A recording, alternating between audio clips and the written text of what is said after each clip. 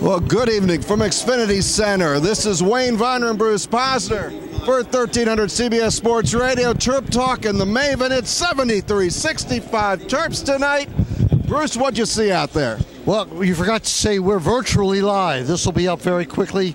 We're here at Xfinity. The game just ended. What did I see?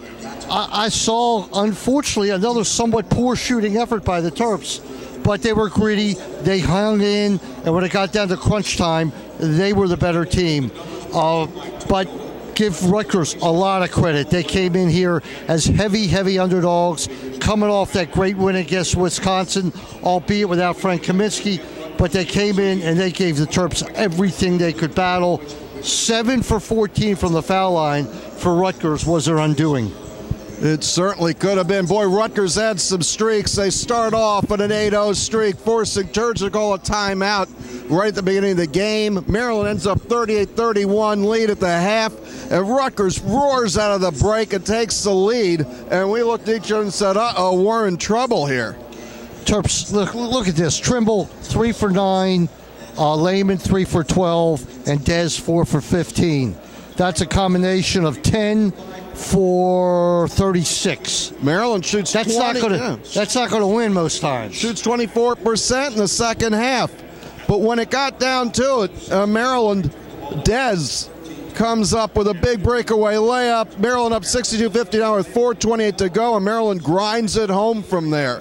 Nickens looks sharp from 3. Lehman gets a ton of rebounds, 13 for the game, a lot at the end, some free throws. And you know what? Maryland closed it out like winners tonight. It's different than it's been before. Well, they're 4-1. And here's a stat that to me is very interesting. 46-33 in rebounds for Maryland, Wayne.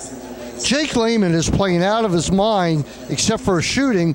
He had 13 rebounds and 12 points. 13 rebounds. That's not bad. So he's adapting to the 4 position. And I'm going to tell you, Bob Ferry, goes back to our time, my time. Bob Ferry was sitting back here smiling at Jake Lehman. Jake Lehman, the scouts were here tonight, did himself a lot of good, but man, he's got to shoot better. He can shoot better. He does, but I like the fact that he's toughened up. End of the game, rebound comes off the glass, he's getting it. So Wells had a couple of those live or die with Des Wells moments. He got 17 points. He only goes 4 for 15. 2 of 4 from 3, 7 of 8 from the line. He gets 8 rebounds and 3 assists.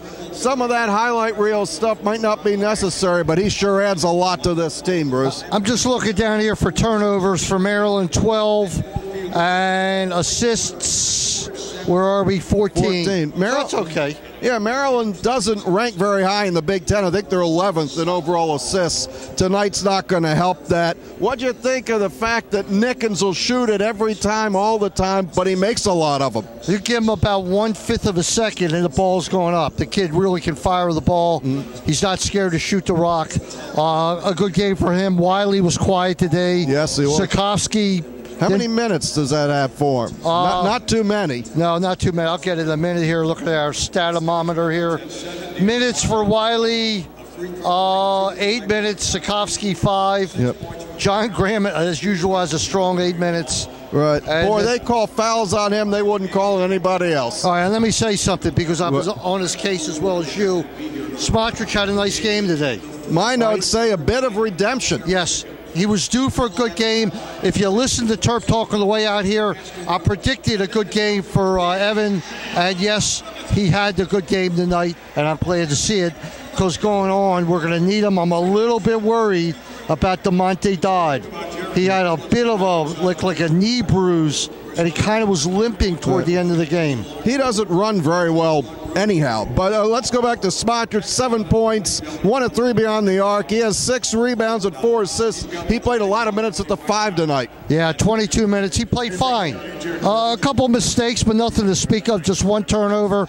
And look, they won. That's the bottom line. They're 4-1. We're ecstatic. Yes. 3 games on the road, right? Yep. And now we have our partial game of the year coming up Saturday against Tom Izzo and Dane Fife and the Michigan State Spartans. Right. And Sparty's in town looking for revenge. Right. Sparty at 12-5, 3-1 in the conference. It's 4 o'clock on Saturday. I'm not here to sell tickets. I know you're not either. But, hey, if you can get out here, it's going to be fun. Yeah, they said there's a few left. They must be in the upper reaches. I don't know. But what's the difference? Be here Saturday. It's going to be a blast, and it's a huge game, and why not? Maryland gets, 2 days rest, and then they have to play, so that's fine. And then, unfortunately, they got hit the road again. Yep. They go to Indiana a week from Thursday, and then that following Sunday, are they in Iowa?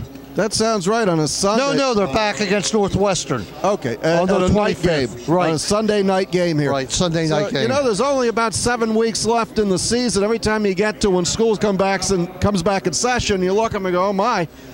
You got a couple weeks left. That's all your whole season. I don't want to look ahead, but this is the way I looked at it. The Terps are 4-1. I said to be a lock to get in the tournament, they got to go 11-7 in this conference.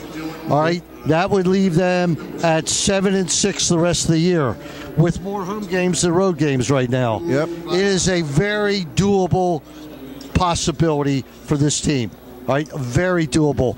But don't ever think the road games are going to be easy. The 2 road wins they got are huge. That's the only way I can put it.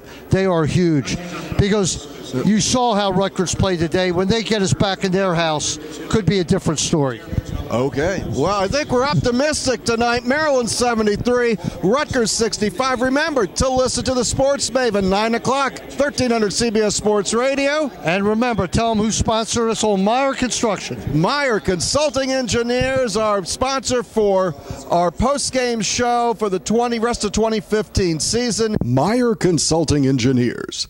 In the past 5 years, our organization has completed over 1,300 projects in the U.S. and abroad, including many structures at the University of Maryland. For structural engineering and materials testing and inspection, call Meyer Consulting Engineers. Here, this is Wayne Viener for Bruce Posner, our Baltimore-based crew. Good evening from Xfinity. Good night, everybody. See you Saturday.